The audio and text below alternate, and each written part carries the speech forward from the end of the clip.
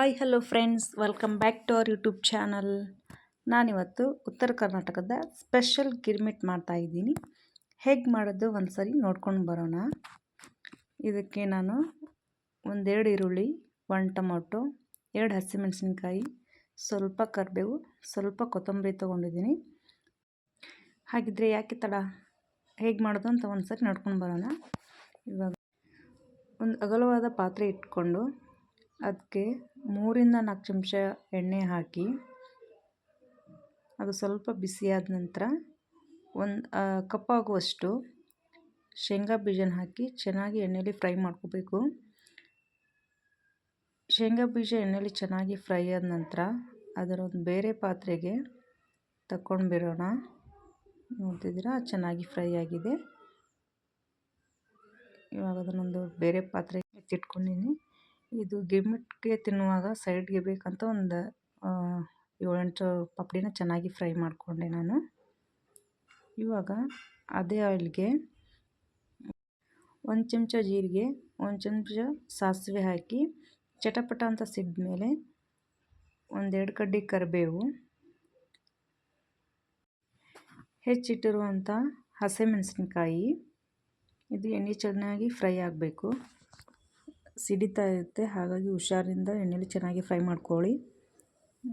ಅದಕ್ಕೆ 1 ಈರುಳ್ಳಿ ಹಾಕ್ತಾಯಿದ್ದೀನಿ. ಇವಾಗ ಇದನ್ನು ಕೂಡ ಎಣ್ಣೆಲಿ ಚೆನ್ನಾಗಿ ಫ್ರೈ ಮಾಡ್ಕೋಬೇಕು. ಸ್ವಲ್ಪ ಕೊತ್ತಂಬರಿ. ಗಿರ್ಮಿಟ್ ಮಾಡುವಾಗ ಎಣ್ಣೆನ ಸ್ವಲ್ಪ ಕಡಿಮೆ ಹಾಕಿ ಆವಾಗಲೇ ಗಿರ್ಮಿಟ ರುಚಿಯಾಗಿ ಬರೋದು. ಇವಾಗ ಒಂದು ನಿಂಬೆ ಗಾತ್ರದಷ್ಟು ಹುಣಸೆಹಣ್ಣನ್ನು ನಾನು ಮುಂಚೆನೇ ನೆನೆ ಇಟ್ಟಿದ್ದೆ, ಹಾಗಾಗಿ ಅದನ್ನು ಇವಾಗ ರಸ ಹಾಕ್ತಾಯಿದ್ದೀನಿ. ಗಿರ್ಮಿಟ್ಗೆ ನಾವು ಎಷ್ಟು ಹುಳಿ ಹಾಕ್ತೀವಿ ಅಷ್ಟು ಚೆನ್ನಾಗಿ ಟೇಸ್ಟ್ ಬರುತ್ತೆ ಅಂತಿದ್ದೀರಲ್ಲ. ಇವಾಗ ನಾವು ಹುಳಿನೇ ಜಾಸ್ತಿ ಹಾಕಿ ಮಾಡ್ತಾಯಿದ್ದೀನಿ. ಇದು ಎಣ್ಣೆಲಿ ಚೆನ್ನಾಗಿ ಕುದಿಬೇಕು. ಹುಣಸೆ ರಸ ಹಸಿ ಸ್ಮೆಲ್ ಹೋಗುವವರೆಗೂ ಚೆನ್ನಾಗಿ ಕುದಿಸ್ಬೇಕು. ಇದಕ್ಕೆ 1 ಚಮಚ ಅರಿಶಿನ ಪುಡಿ, ರುಚಿಗೆ ತಕ್ಕಷ್ಟು ಉಪ್ಪು, ಒಂದು ಚಿಟಿಕೆಯಷ್ಟು ಅಚ್ಕಾರದ ಪುಡಿ. ಇದು ಬೇಕಿದ್ದರೆ ಹಾಕಿ, ಬೇಡ ಅಂದರೆ ಸ್ಕಿಪ್ ಮಾಡಿ. ಇವಾಗ ಇದನ್ನೆಲ್ಲನೂ ಚೆನ್ನಾಗಿ ಎಣ್ಣೆಯಲ್ಲಿ ಕುದಿಸ್ಬೇಕು. ಹುಣಸೆ ರಸ ಹಾಕಿದ ಮೇಲೆ ಬೆಲ್ಲ ಹಾಕಲೇಬೇಕು. ಸಕ್ಕರೆ ಹಾಕೋ ಬದಲು ಬೆಲ್ಲ ಹಾಕಿ, ತುಂಬ ಟೇಸ್ಟ್ ಬರುತ್ತೆ ಗಿರ್ಮಿಟಕ್ಕೆ. ಇವಾಗ ಇದನ್ನು ಎಣ್ಣೆಯಲ್ಲಿ ಚೆನ್ನಾಗಿ ಎಲ್ಲನೂ ಮಿಕ್ಸ್ ಮಾಡಿ ಒಂದು 3 ರಿಂದ 4 ನಿಮಿಷ ಕುದಿಸಿದರೆ ರೆಡಿಯಾಗುತ್ತೆ ಗಿರ್ಮಿಟಕ್ಕೆ ನಾವು ಮಿಕ್ಸ್ ಮಾಡುವಂತಹ ಮಸಾಲೆ.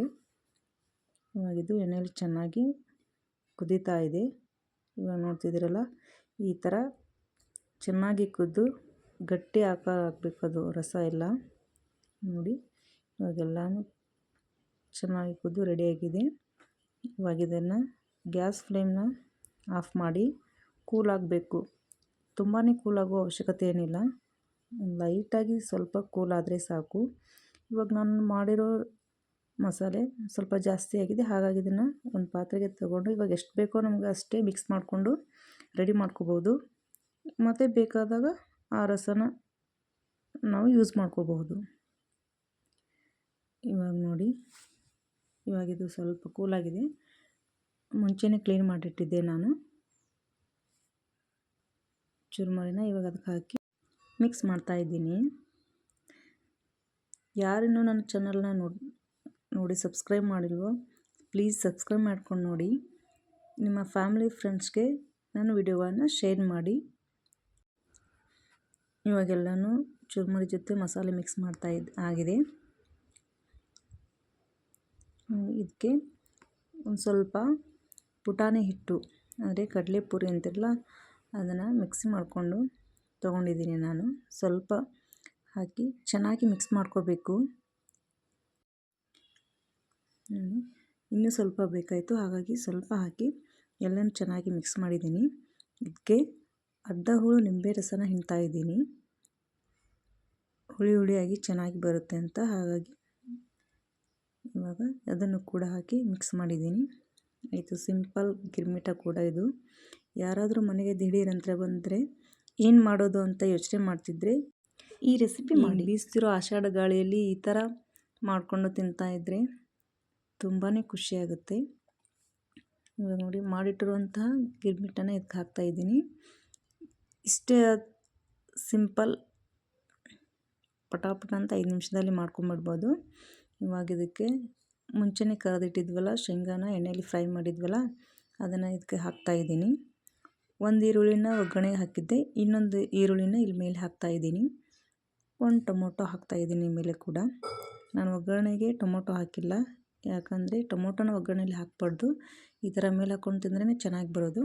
ಇದಕ್ಕೆ ಸ್ವಲ್ಪ ಕೊತ್ತಂಬರಿ ಸೊಪ್ಪು ಹಾಕಿದರೆ ಮೇಲೆ, ಬೇಕಿದ್ದರೆ ನೀವು ಖಾರ ಬೇಕಿದ್ದರೆ ಹಾಕೋಬೋದು, ಅಂದರೆ ಸೇವನ.